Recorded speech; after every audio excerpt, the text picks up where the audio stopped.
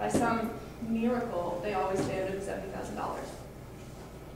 So if we discontinue like service, we would definitely be in the minority of your institutions? Yes. Yeah. Okay. Just wanted to make sure. Senator Jones. Would we be putting together, like a list of people who like refunded Fund A or overused the service so that they will not? Those people have been, ever since they asked for that refund, they've been on the unfunded ridership list, so they have not been able to take advantage of the service also. Senator Stewart. I just had one other question. One idea that I did like in town hall was like asking your friends for rides and stuff, because it seemed like a lot of the students didn't really use their network for that. And I'm wondering if we could build a campaign around that to somehow save money and just tell students like, let's make a big community here. Let's help each other out. Because it's way more convenient instead of calling 475 right away. So. Senator Reddy. Has there been any talk about maybe cutting back the hours? You know, I suppose that's probably an option. Well, what we're facing right now is that we're under a contract that's pretty set in stone, and so I'm not sure what would happen with that if we ran out of money. I struggle with limiting the hours just because an emergency isn't limited to 11 to 2 a.m. You know, an emergency could happen at any of those times when the buses aren't running when there's no other way. And so if we're going to market this as a service, it's not just for students who need a designated driver, but rather for students, any student who finds himself in an unsafe situation, then I think we need to keep it available if we can keep the service full. Other questions? Senator Solomon. I just heard it once, but maybe with one student. The driver was asking the student to sign when he was just in the car, not when he arrived home. So he was signing and he didn't know the amount. So the driver was putting the amount at the end. And I hate to untrust people. No, that's understandable. To give you some confidence or trust in what's going on, because we have Aaron, our data entry person for 475 ride, we're usually able to pick up on any like anomalies that are happening in the data. You know, if you're going from, let's pray that this doesn't happen, but say you're going from like the Union to the 17th in our parking garage, you know, and it's charging you $40, Aaron's going to be able to pick up that that shouldn't have happened and then kind of red flag it. And so if something crazy did happen, then we have some ability to find it.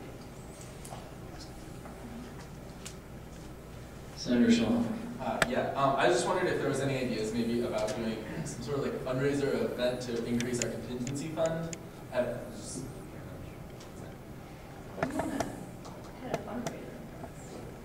We might love nothing more. Somebody who doesn't have a project behind their name on that whiteboard may have just found one, so get a project on that board.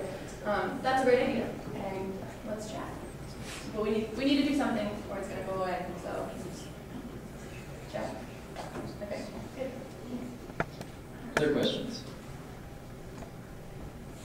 Okay. Please don't let this issue be dead when you leave the room. Continue to think about it and continue to let us know what we can be doing better or more effectively in order to make this work. Brian and Amanda have over and over again shown their dedication to making this work, so please don't let their efforts be wasted. And please, as representatives for lots of students, let's together do everything we can in order to make this very valuable service continue to be available. Final point in my report, there will be an executive. Oh, shoot, and, sorry. At Dr. Brinko's holiday party, Jared sent this out the email, but snappy casual is the entire crook. Is snappy casual right now? Can you do this definition? Okay, so there you have it. See you all next Wednesday night. Thank you. Thank you. Thank you. We'll move into my report. I met with President of RHA, Sammy DeGolsi. We talked about a lot of things. One thing that some of you had kind of commented on to me was the newspaper article that mentioned building a sidewalk over on the other side of 17th Street, kind of in the direction of the Beatles Center. Basically that came about because They put a fence up in between the volleyball field, basketball area, and the parking lot. So hopefully you guys all know what I'm talking about. Students were actually climbing over that fence, and the fence was like starting to tilt.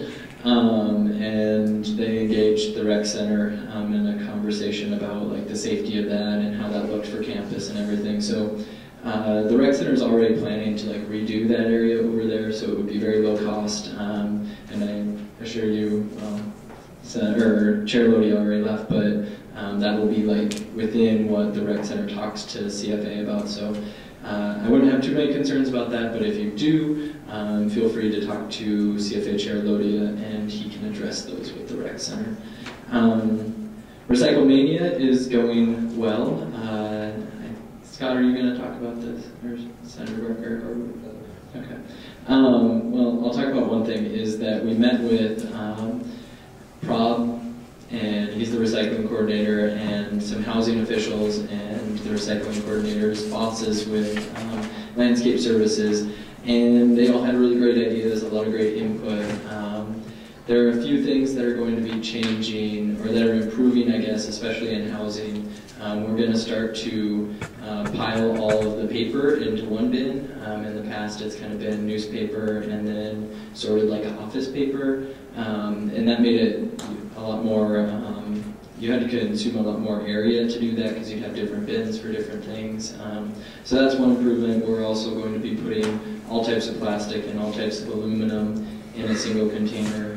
And then places like the village and the courtyards have more capacity for recycling, so they'll be able to recycle more things. The most limited area will be Cather Pound, and if you have any questions about that, you can let Scott or I know. Let's try, there's one other thing. Well, next thing on my list is big event. I think I mentioned that we have a new logo. I'm not going to show it to you today because I want you guys all to stop by the plaza on December 10th. Hopefully you saw a recruitment event earlier this semester, but we're going to have another one on December 10th.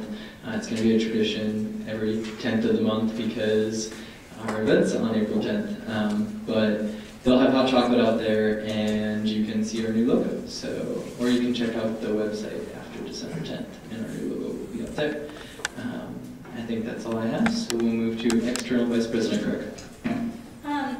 Going back to the 475 ride topic, we have kind of like, we identified the FCLA in talking, obviously you heard at the town hall that they were very passionate about the subject and finding a solution. Jared Brand and myself went to the FCLA meeting the day after that and talked to them about that. So I think we're going to utilize a few of them in order to work with us and kind of make the process of contacting these overusers a little bit more efficient. So just know that that's going on.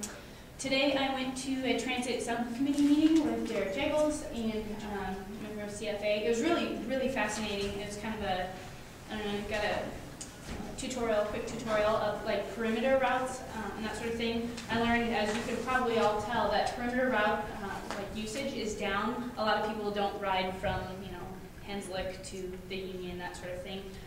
So they brought in a consultant to look at different routes between City Campus and East Campus especially, and what I heard today was very, very promising. When it passes through CFA, like you'll hear more about it, but they really are pushing the Park Once policy, like if you commute to campus. So they've got students' best interests at heart. Some things that you could note. Some things that are in contention when they go to CFA, is it in spring? Is that when they'll go transit? Okay. Is they want to really know if students want weekend service and summer service for busing, for transit. So that's something to be thinking about, talking with people about.